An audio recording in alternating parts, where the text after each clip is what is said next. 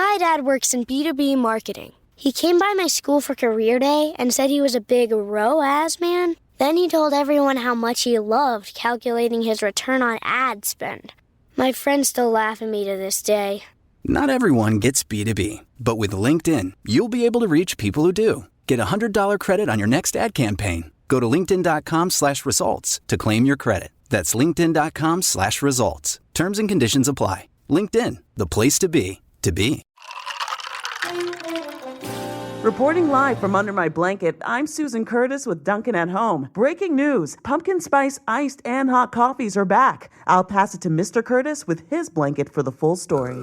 That is so right, Susan. You know, it's never too early to get in a spicy mood. I'm talking cinnamony goodness that's so tasty, people don't want to leave their blankets either. Back to you. No, back to you. All you. The home with Dunkin' Pumpkin Spice is where you want to be. This episode is brought to you by Experian. Are you paying for subscriptions you don't use, but can't find the time or energy to cancel them? Experian could cancel unwanted subscriptions for you, saving you an average of $270 per year. And plenty of time. Download the Experian app. Results will vary. Not all subscriptions are eligible. Savings are not guaranteed. Paid membership with connected payment account required. Hello, everyone.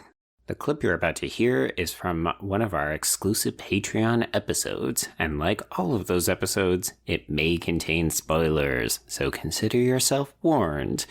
If you like what you hear, head over to patreon.com/horrorqueers to listen to tons of bonus content. And now, without further ado, here's your exclusive Patreon clip. Okay, so we have jumped over Will's, I'm going to say, Silence of the Lamb-esque entrance into Tobias's office space and then down into the cellar. Yes. But Trace, I'm interested. Did you like that this is basically Hannibal's friendship test for Will? I mean, like, what do you mean? Did I like it? Like, do I feel like, oh, Hannibal, bad man? Like, you shouldn't be doing this to your friend? Well, more just like, you took a big swing there, buddy. I mean, sure, you wanted to see whether he was up to snuff, but you quite literally sent him into a serial killer's den to see whether he would survive. I mean, I guess the idea is that if he had died, Hannibal wouldn't have thought another second about it because he's like, okay, cool, he wasn't worth my time. He wasn't worthy of being my friend. But now that he has made it through, it's like, what do I do with this newfound feeling that I have? Which is why he talks to Bedelia about it later. Yeah. It's interesting because I completely agree with you in terms of that was the mentality. I 100% think that was his plan.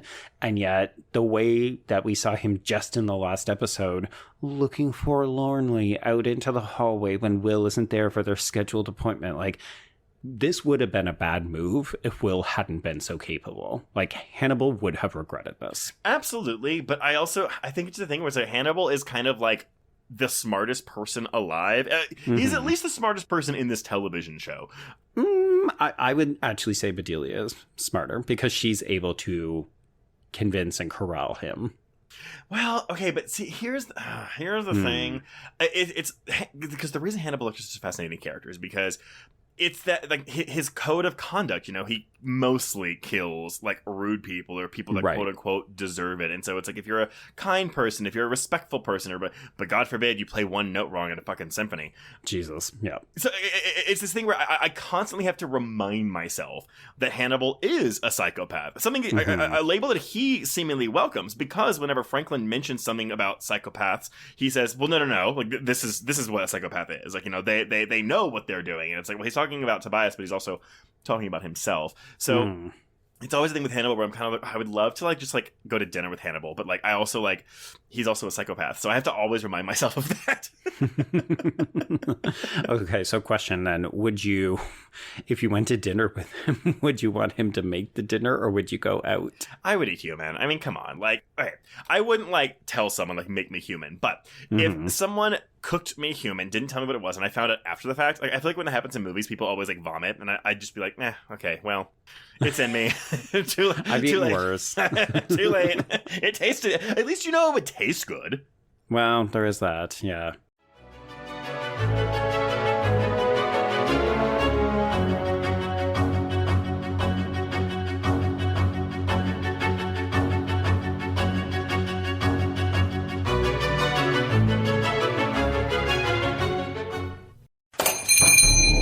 Well, well, well, a visitor.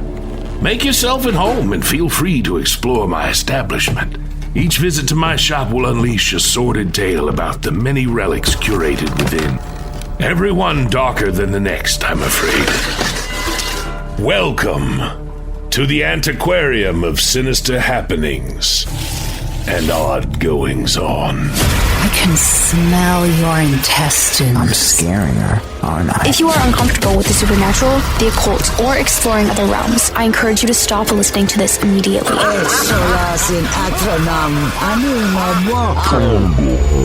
want to go home. Terrible things happen when we talk about him too much. And assume zero liability as per store policy. No exceptions. Thank you. And have a great day. Find the Antiquarium of Sinister Happenings online at bloody.fm and wherever you get your podcasts.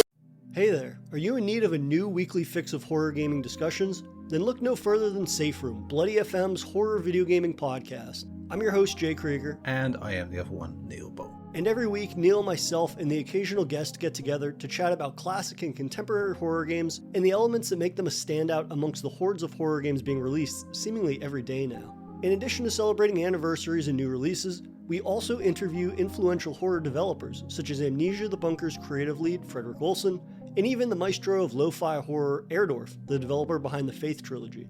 And finally, on Thursdays, we release episodes of Horror Bites, our bite-sized indie horror showcase in which Neil and I share a game that we discovered on itch.io from an up-and-coming developer. So if this sounds like the podcast for you, please consider checking out Safe Room on your preferred podcast platform, and be sure to give us a follow on Twitter at SafeRoomPod for show updates. Welcome to the All 80s Movies Podcast. I'm Bill. And I'm Jason. And this is the podcast where we talk about the blockbusters, the flops, and everything in between from one of the freshest decades for movies, the 1980s. So whether you're a brain, a jock, a valley girl, or a Jedi, we've got some 80s classics for you. Do these movies stand the test of time? Are we discovering something new? Is there an 80s movie we are finally watching for the first time? Join us each week as we dive into the cinematic nostalgia that inspired and influenced a generation. From the hits to the cult classics, we'll discuss our earliest memories, favorite scenes, fun facts, and our not-so-favorite movie moments too. You can find the All 80s Movies Podcast wherever you listen to your podcasts. Please follow and happy listening.